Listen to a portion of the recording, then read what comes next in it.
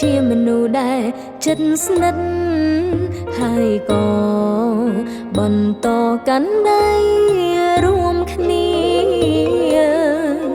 ស្គាល់គ្នាត្រឹមពេលខ្លីតែសែនមានន័យឥតគៀងនាអារម្មណ៍ដូចជាមនុស្សស្គាល់គ្នាពីយូរឆ្នាំអូគុណអ្នកស្នេហ៍អូនផ្ដល់តម្លៃលើកិត្តិយសស្រីឲ្យខ្ពស់ថ្លៃថ្លាសង្ឃឹមថាបន្តបែបនេះរហូតមិនដឹងសាងបនប៉ុនមានជាតិទៅបានជួបប្រល្អដូ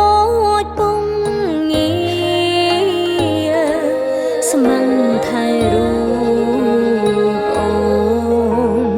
ដូចមកចាំងស្ត្រីសូមអើយរូបបងអូរហូតទៅ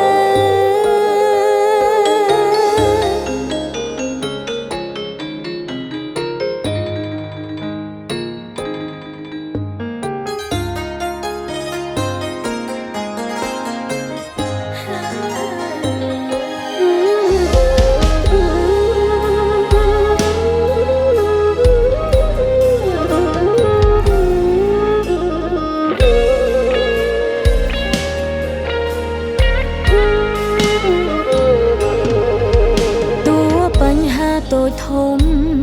យ៉ាងណាក៏រូបបងមិនដែរលែងដៃសូមបងរក្សាចិត្តស្មងតកូនតចៅ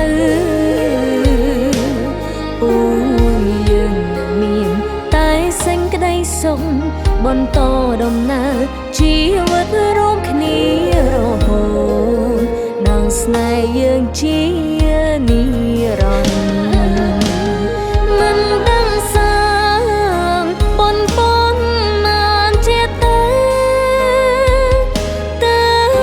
ជួបប្រ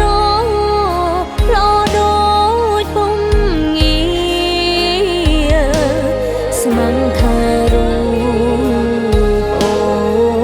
នដូចមកចាំងស្ត្រីសូមអើយរូបបងអូរហូតទៅមិនដឹងសាងបនប៉ុនមានជាតិទៅជួបប្រល្អដូចពងងា